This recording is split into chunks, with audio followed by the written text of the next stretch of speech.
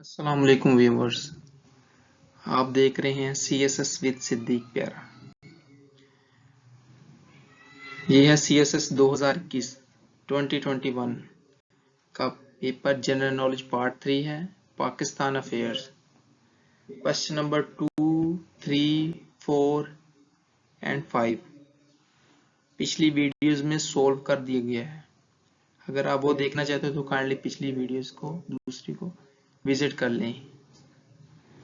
और आज हम ये कर रहे हैं बल्कि question number 6, how Pakistan should combat 5th generation war successfully.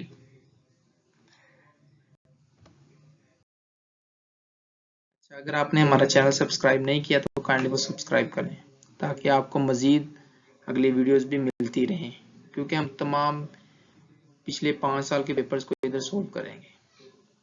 अच्छा, क्वेश्चन को सोल्व करने से पहले समझना चाहिए उन्होंने पूछा क्या। उन्होंने पूछा है कि पाकिस्तान किस तरह 5th जनरेशन वारफेयर को कम्बैट कर सकता है, इसे कैसे जीत सकता है। अच्छा, सबसे पहले हम इसकी डेफिनेशन को देखते हैं। 5th जनरेशन वार, इसे कहते हैं 5GW। 5th generation warfare is the battle of perception. ये परसेप्शंस की जंग है। ये वो जंग नहीं जो मैदान जंग में लड़ी जाती है।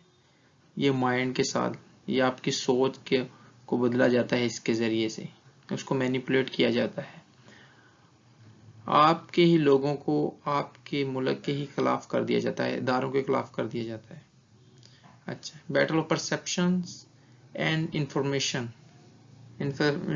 को मिस इन्फॉर्मेशन कर दिया जाता है। फिर 5GW is also a cultural and moral war which distorts the perception of the masses to give a manipulated view of the world and politics।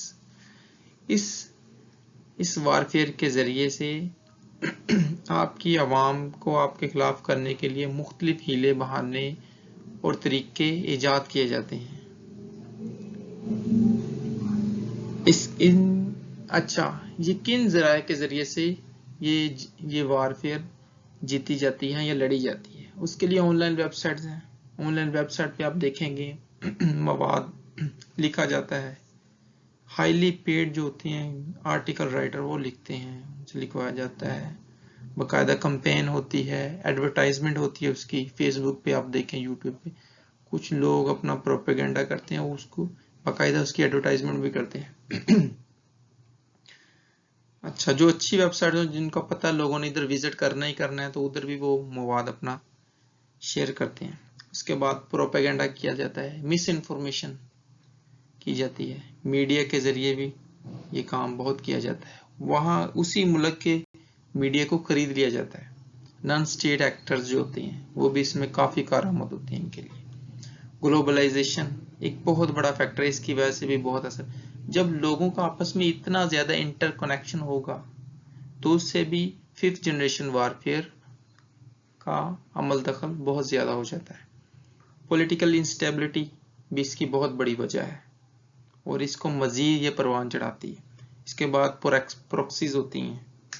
कुछ ममालिक प्रॉक्सीज के ज़रिए दूसरे ममालिक में फसाद फैलाते हैं, बदअमनी को फ़रोग देते हैं। अच्छा, चलें अब हम देखते हैं कि इस जंग को कैसे जीता जा सकता है या पाकिस्तान क्या क्या इक़दाम करे। To win wars of future is developing a common understanding between the civilians and military from the level of individuals to the state within a comprehensive approach। Sorry, यहाँ तक लिखना था वो within। अच्छा, इस जंग को जीतने के लिए वो कहते हैं कि कॉमन अंडरस्टैंडिंग होनी चाहिए, किन के दरमियान, सिविलियंस और मिलिट्री के दरमियान। जैसे कि हमारे मालिक में अक्सर द ब्लडी सिविलियंस, ये वो आर्मी के साथ बारे में मिसअंडरस्टैंडिंग पैदा की जाती है। जी, मैं जानता हूँ कुछ शर पसंद नासर दोनों में हैं, मौजूद हैं, मगर इससे ये देखा जाता है मुल्क को किससे खतरा होता है। इसलिए अवाम में कॉमन सेंस इनमें होनी चाहिए, आपस में अच्छा एक ताल्लुक होना चाहिए। काउंटर इंसर्जेंसी, काउंटर इंसर्जेंसी का मतलब है जो इंसर्जेंट्स होते हैं उसको काउंटर करने के लिए बाकायदा हिकमत अमली अपनाई जाती है। Breaking the social relationship between non state actors, insurgents and the general public. अच्छा, इसके लिए आप पहले तो निशानदेही करें कि नॉन स्टेट एक्टर्स कौन से हैं और इंसर्जेंट्स जो मुल्क में बदअमनी फैला रहे हैं, फसाद चाहते हैं, मुल्क का सुकून खराब करना चाहते हैं। उन लोगों की पहले निशानदेही करें और उनको आम पब्लिक से दूर कर दिया जाए और आम पब्लिक को उनके बारे में अवेयरनेस दिया जाए। Modernization of military equipments and intelligence means, military के जो इक्विपमेंट्स हैं वो जदीद हालात के मुताबिक उनको भी अपडेट किया जाए। इंटेलिजेंस मींस जो होते हैं उनको भी, इसमें आईटी का बहुत बड़ा काम है, information technology, computer related, internet related. अच्छा, war gaming and preparing for all possible scenarios. War gaming मतलब कि अपने मुल्क के वो नौजवान जो इस फील्ड में है, काउंटर इंटेलिजेंस की फील्ड में है, उन्हें वार गेमिंग, ये एक स्ट्रेटजी होती है जिसके जरिए से ऑफिसर्स को इंसर्जेंट्स को काउंटर करने की ट्रेनिंग दी जाती है। Speeding up the process of net enabled and net centric capabilities. अच्छा, ये क्या होती हैं? ये होती है internet related, IT related information, IT net centric और नेट एनेबल्ड, कंप्यूटर के जरिए से इंफॉर्मेशन को इधर से उधर ले जाना और काउंटर इंटेलिजेंस का काम करना, इन चीजों को भी अपडेट करने की जरूरत है।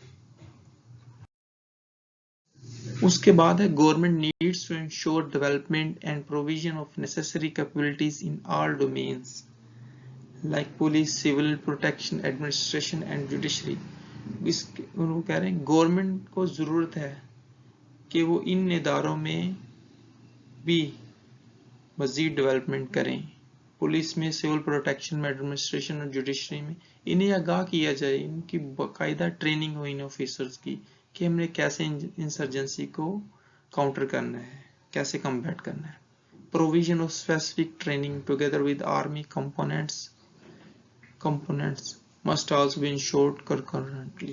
वो कह रहे हैं आर्मी के साथ आम आवाम को भी इसके मुतालिक ट्रेनिंग देनी चाहिए ताकि वो इस वारफेयर का हिस्सा ना बन जाए और अपने ही मुल्क के खिलाफ इस्तेमाल ना हो जाए गलती से।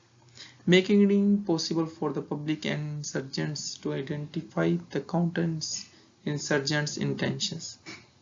अच्छा, आम आवाम को भी इससे बिल्कुल आगाह ना किया जाए, इनको जरा भी इस बात की भनक ना लगे कि ये काउंटर इंसर्जेंसी हो रही है, क्योंकि इससे जो इंसर्जेंट्स हैं वो भी आगाह हो जाएंगे और काउंटर इंसर्जेंसी